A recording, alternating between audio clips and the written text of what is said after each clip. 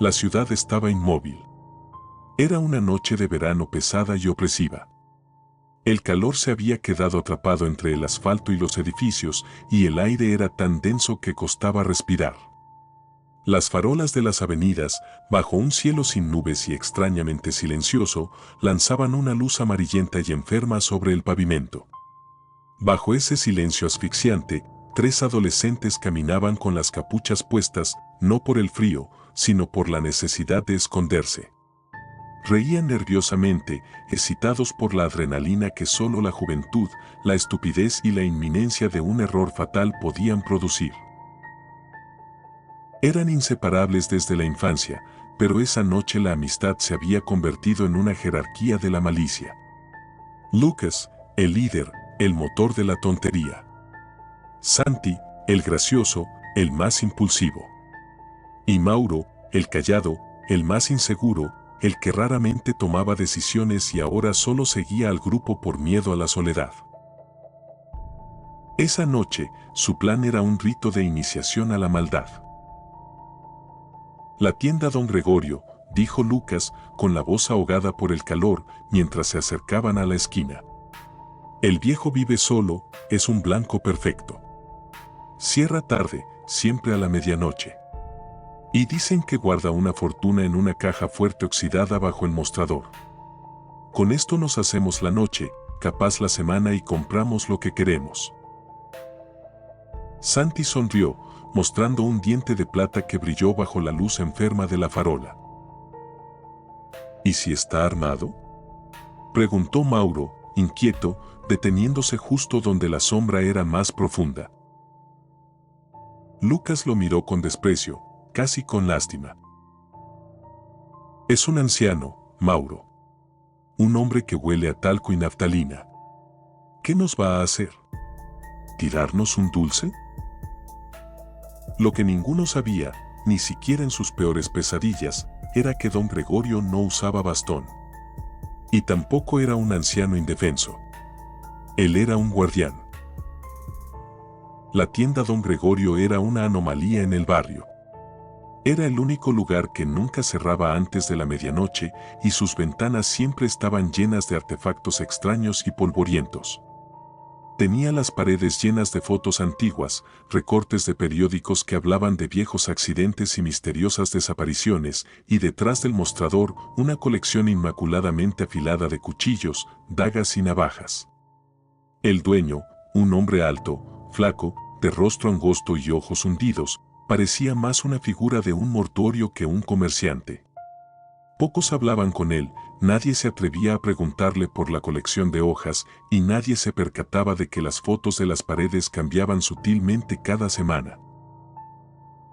Aquella noche, en lugar de contar billetes, el viejo estaba sentado en su taburete.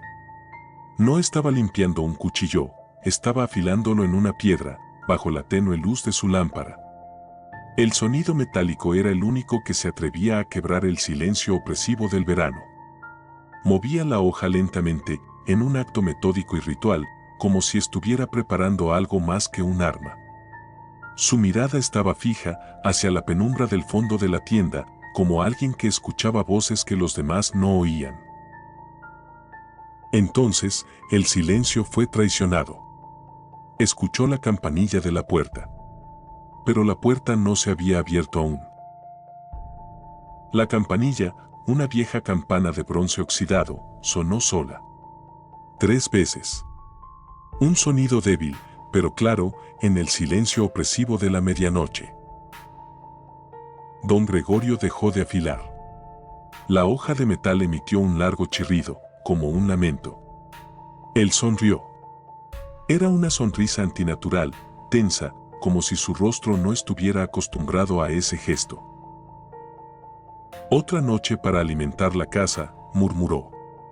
Se levantó con una lentitud digna, guardando el cuchillo bajo el mostrador, justo al lado de un libro encuadernado en piel oscura. Los adolescentes llegaron a la entrada. La tienda parecía tan vieja como siempre, solo que el aire que salía de ella no era el fresco habitual, era pesado, cargado de un olor a ozono y metal oxidado. Lucas tomó aire y dio la orden. Entramos. Mantenemos el caos. Sacamos la plata. Empujaron la puerta de madera. La campanilla sonó con un eco distinto, extraño, como si resonara no en la tienda, sino en un vasto espacio hueco. El olor a humedad, metal y algo más, algo parecido a carne recién cortada, a sangre fermentada, los envolvió de inmediato, sofocándolos. El calor de afuera se sentía ahora frío y punzante en el interior. «Buenas noches», dijo una voz seca y cortante desde el fondo. Don Gregorio apareció lentamente, con pasos casi ceremoniales. Llevaba un delantal de cuero manchado que llegaba hasta sus rodillas. No parecía sorprendido en absoluto, sino complacido por la visita. «¿Qué desean, chicos? Ya es medianoche». Lucas dio el primer paso, sacó la navaja de bolsillo que nunca había abierto y la apuntó hacia el dueño, sintiendo que la punta de acero temblaba en su mano. «La plata, viejo. Dame la plata de la caja o te corto». Santi levantó la barra de metal y la golpeó con fuerza contra el mostrador. El estruendo fue ensordecedor, pero el viejo no se inmutó. Don Gregorio inclinó la cabeza, sus ojos hundidos miraron a los tres, pasando de Lucas a Santi y deteniéndose en el rostro de Mauro. «Ah, entiendo», dijo el viejo, como si la revelación fuera solo para él. «Vinieron a quedarse». «¿Qué?», preguntó Mauro, sintiendo una punzada de terror absoluto. «A quedarse», repitió el viejo. «La casa es caprichosa, ¿saben? Se aburre de la misma gente y esta noche tiene hambre. Un hambre particular por la culpa, por la intención». Los adolescentes se miraron entre sí, la excitación convertida en confusión y pánico real. Lucas apuntó al viejo con más insistencia. «La plata. No te hagas el loco». Don Gregorio cerró la puerta de la entrada con un pie. «El loco no soy yo». Y apagó la única luz. El caos fue inmediato. No hubo un simple apagón. Hubo un ruido seco, como un portazo hecho desde el interior de una tumba. Luego, el silencio volvió, pero era un silencio lleno de sonidos viscosos. Algo arrastrándose. Algo grande. Algo que respiraba, pero no como un humano, sino como un fuelle gigantesco y húmedo. «Lucas», gritó Santi, la voz alta y aguda. «No veo nada. Me estoy asfixiando». El sonido de algo metálico cayendo al piso. Un gemido amortiguado. Un golpe sordo, pesado. Cuando la luz volvió a encenderse, solo por un instante fugaz, se dieron cuenta de que la tienda había desaparecido. Las paredes no eran paredes. No había estantes ni refrigeradores. Solo había pasillos estrechos que se curvaban hacia adentro, como un laberinto antiguo hecho de madera podrida y algo más. Algo oscuro y palpitante. Sí, carne. Las paredes parecían estar vivas, moviéndose, pulsando con un ritmo lento y orgánico que irradiaba un calor anormal, a pesar del frío que emanaba de ellas. La luz volvió a apagarse, sumergiéndolos en una oscuridad aún más profunda, una oscuridad que parecía tener dientes. Mauro comenzó a llorar, temblando, escondido donde antes había un estante. «Esto no es real. No es normal, Lucas, vámonos».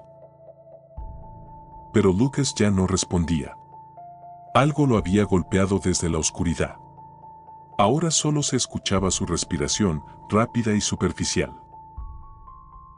Santi se apoyó contra una pared, buscando una superficie sólida para orientarse. La pared, en lugar de ser fría, estaba caliente y húmeda. Y respiró. El movimiento fue sutil, pero inconfundible. La pared se movió. Retrocedió horrorizado, tropezando con algo. ¿Qué carajo es esto? ¿Qué hiciste, viejo?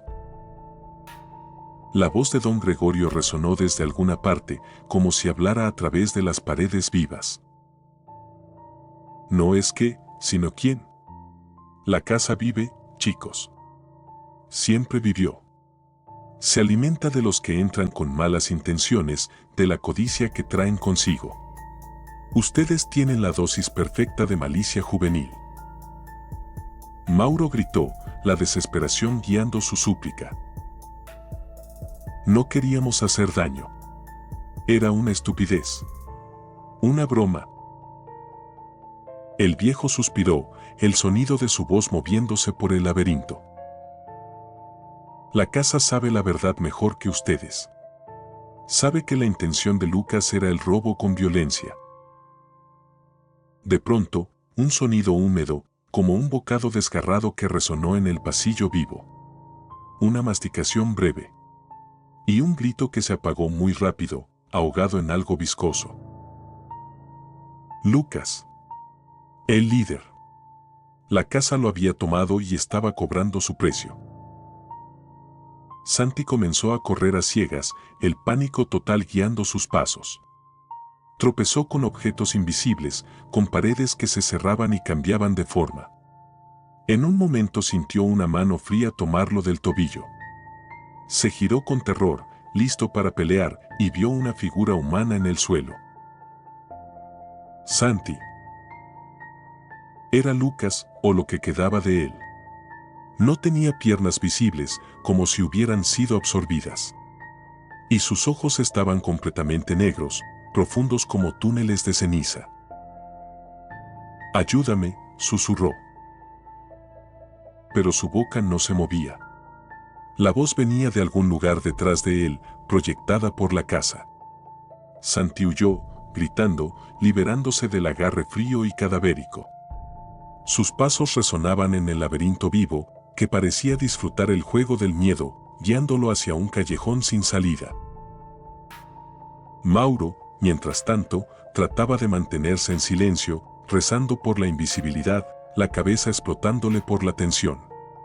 Escuchó algo moverse cerca, pero no como un animal ni como una persona. Era algo viscoso, arrastrándose, palpando el aire. Algo que olía a humedad, sangre y demasiados años encerrado.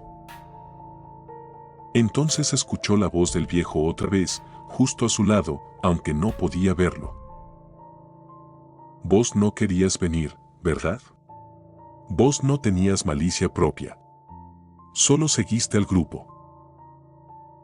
Mauro apretó los ojos, incapaz de mirar la oscuridad. No, yo no quería.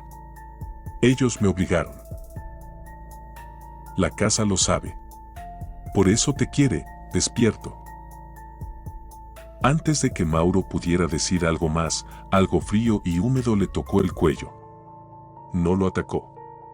Solo lo empujó suavemente hacia un pasillo que se había abierto, repentinamente iluminado. Una salida. Una salida real. Y del otro lado, la puerta que daba a la calle, abierta, y el aire fresco y sofocante de la ciudad real. Mauro no lo dudó. Corrió, con el corazón latiéndole en la garganta. Pero antes de salir, miró atrás y vio, solo por un segundo, el rostro de don Gregorio en el umbral, mirándolo con ojos inexpresivos. «Recordá», dijo el viejo, el guardián. «La casa te dejó ir. No yo. Tenés que pagar un precio menor, el de recordar todo». A Santi no le fue tan bien. Corrió hasta que sus piernas le fallaron, atrapado entre las paredes que se cerraban. La criatura, o las criaturas que la casa generaba, lo encontraron. El laberinto se cerró. Escuchó huesos romperse en un crujido sordo y asqueroso. Escuchó su propio grito, ahora un lamento distorsionado por la desesperación. Finalmente, las luces se apagaron para siempre para él. La tienda lo había consumido por completo. Cuando la policía llegó al amanecer, alertada por un vecino que juró haber escuchado gritos ahogados en el denso silencio de la noche, encontraron la tienda en perfecta normalidad. Estantes ordenados. Cajas cerradas. Ventanas intactas. No había señales de lucha ni de allanamiento. La cerradura estaba trabada desde adentro. Pero encontraron dos cosas inquietantes. Un charco de sangre, que no pertenecía al dueño, en el suelo de madera.